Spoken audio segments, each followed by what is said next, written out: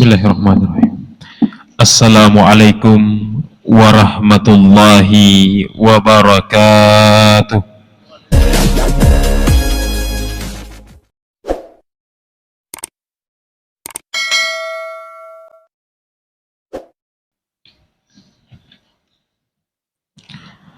Alhamdulillahi rabbil alamin.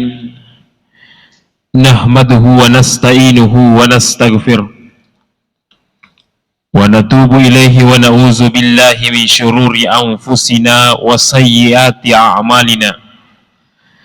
May yahdihillahu fala mudhillalah wa may yudlilhu fala hadiyalah. Asyhadu an la ilaha illallah wahdahu la syarikalah wa asyhadu anna Muhammadan abduhu wa rasuluh. Wassalatu wassalamu ala nabiyyina Muhammadin wa ala alihi wa ashabihi wa man tabi'ahu ila yaumiddin. Amma ba'd. Fa ya ibadallah, usikum wa nafsi bitaqwallah wa ta'atihi la'allakum tuflihun. Faqad qala Allah ta'ala fil Qur'anil Karim, ya ayyuhalladzina amanu taqullaha haqqa tuqatih wa la tamutunna illa wa antum muslimun. Sadaqallahul azim. Sidang jamaah Jumat yang insyaallah dirahmati oleh Allah Subhanahu wa taala. Pertama-tama mari kita bersyukur kepada Allah Subhanahu wa taala dengan ucapan kalimat zikir alhamdulillahi rabbil alamin. Dan mari kita bersalawat kepada Nabiullah Muhammad sallallahu alaihi wasallam dengan Allahumma salli ala Sayyidina Muhammad wa ala ali Sayyidina Muhammad.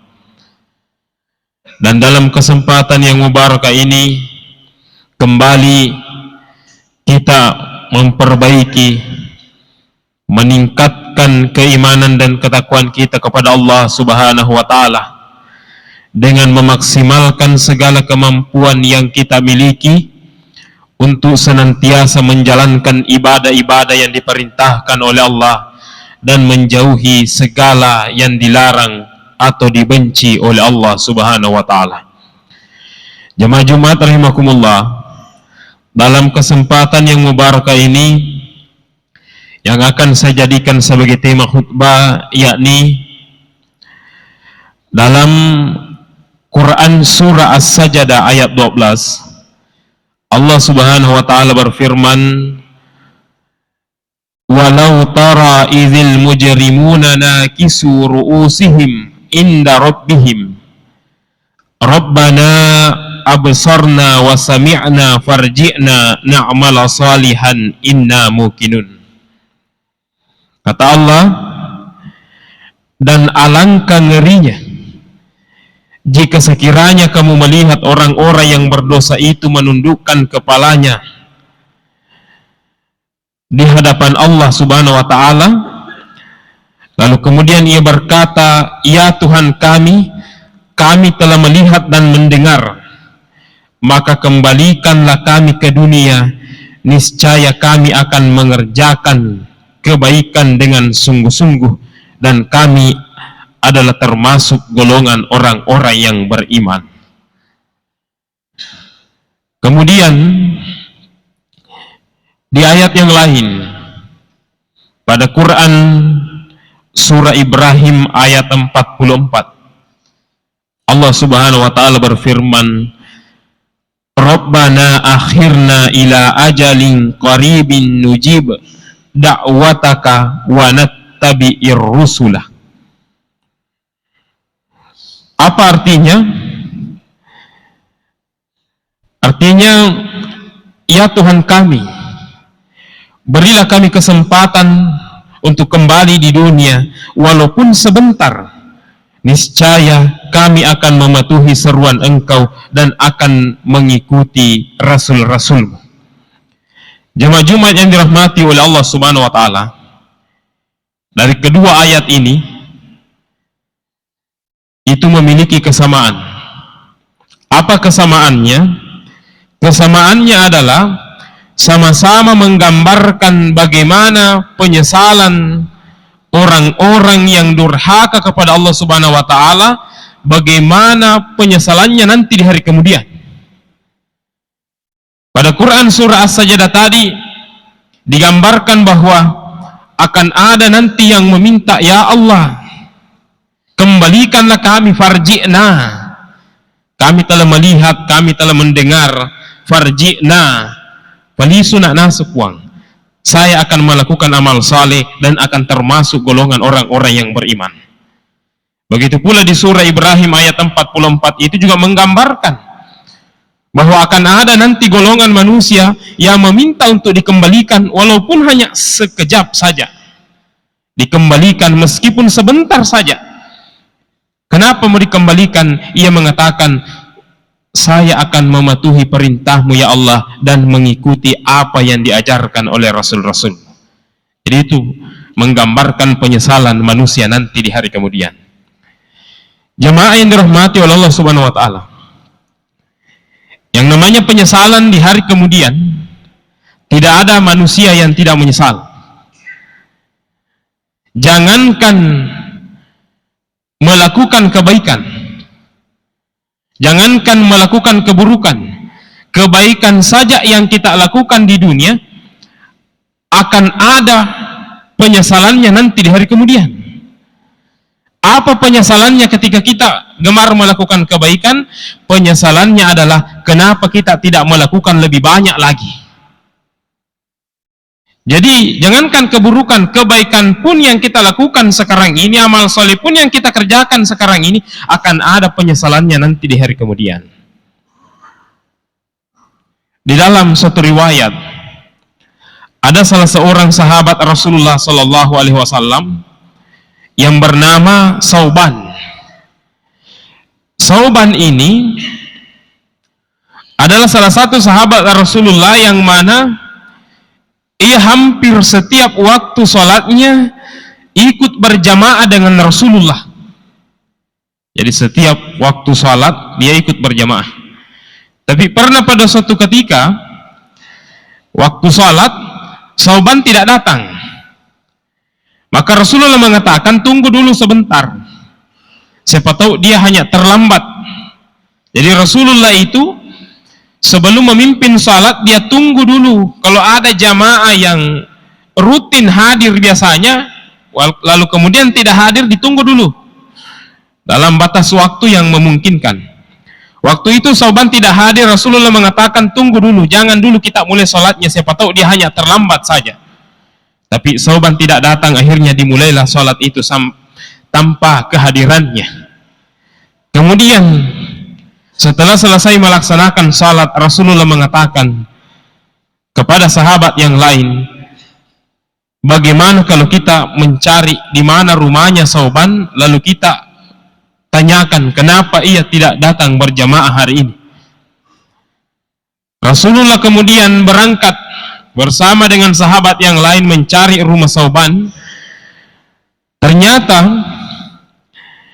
rumah Sauban itu ketika ditemukan oleh Rasulullah SAW, jaraknya dari masjid itu sekitar 3 km jauhnya.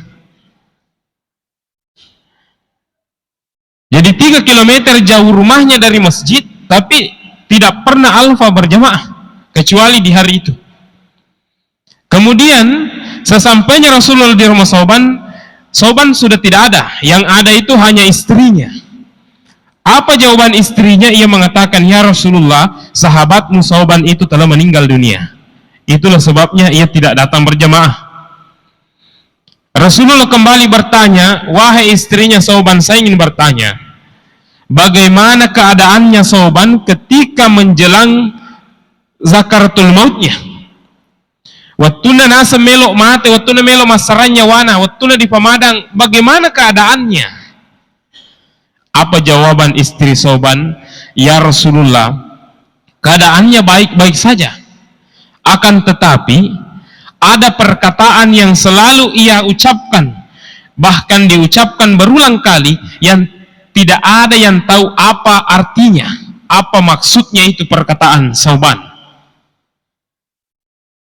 Kata Rasulullah, apa yang dikatakan Sauban waktu sakaratul maut?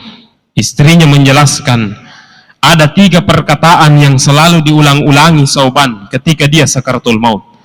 Yang pertama, Sauban selalu mengulang-ulangi, kenapa tidak lebih jauh lagi? Kenapa tidak lebih jauh lagi? Yang kedua, kata istrinya, ia selalu mengulang-ulangi, kenapa bukan yang baru? Kenapa bukan yang baru? Itu diulang-ulang. Kemudian yang ketiga, Sauban selalu mengulang-ulangi perkataan, kenapa tidak semuanya? Kenapa bukan semuanya? Dan itu diucapkan secara berulang-ulang, dan ya Rasulullah, tidak ada yang tahu apa artinya. Jamaah yang dirahmati oleh Allah Subhanahu wa taala, Rasulullah pada saat itu menjelaskan bahwa ketika seseorang dalam kondisi sakaratul maut, maka diperlihatkan seluruh pahalanya terhadap amal saleh yang ia lakukan semasa ia masih sehat. Begitu pula sebaliknya, diperlihatkan seluruh dosa-dosanya terhadap pelanggaran-pelanggaran yang ia lakukan ketika masih sehat.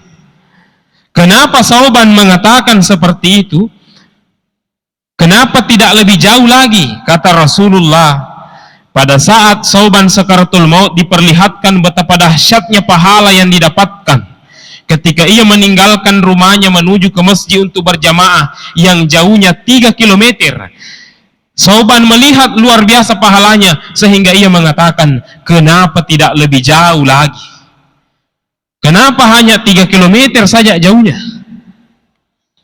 Kemudian yang kedua, ia mengatakan, kenapa bukan yang baru? Ternyata kata Rasulullah, pernah suatu ketika Sauban berangkat ke masjid, waktu itu musim dingin.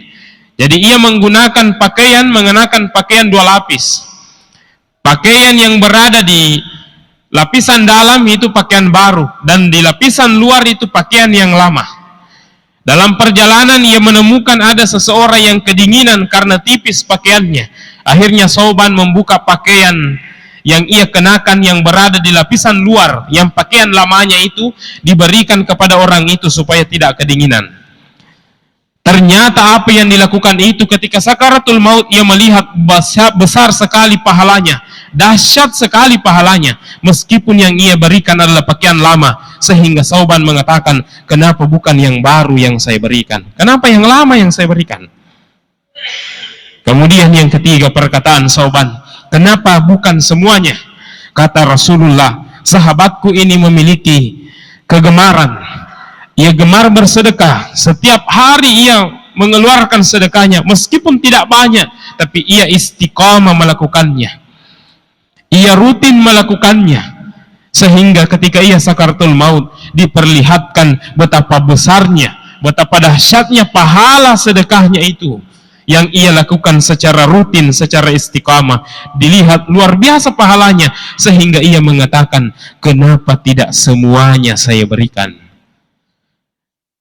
Artinya, kenapa tidak semua harta yang ia miliki ia berikan, ia sedekahkan, setelah ia melihat betapa besarnya pahala yang didapatkan. Jamaah yang dirahmati oleh Allah Subhanahu wa ta'ala, apa hikmah dari kisah ini? Apa pelajaran yang bisa diambil? Itu tadi bahwa kebaikan yang kita lakukan sekalipun pasti ada penyesalannya, lebih-lebih kalau yang kita lakukan adalah keburukan-keburukan. Maka dari itu jamaah yang dirahmati oleh Allah Subhanahu wa ta'ala, selagi masih ada kesempatan umur, kesempatan kesehatan yang diberikan oleh Allah Subhanahu wa ta'ala, maka pergunakan sebaik mungkin untuk melakukan amal saleh yang sebanyak-banyaknya, untuk meminimalisir, memperkecil penyesalan-penyesalan kita nantinya di hari kemudian. Inilah yang sempat saya sampaikan, mudah-mudahan ada manfaatnya. Barakallahu li wa lakum fil Qur'anil azim wa nafa'ni wa iyyakum bima fihi minal ayati wa zikril hakim wa taqabbala minni wa minkum tilawatahu innahu huwal ghafurur rahim.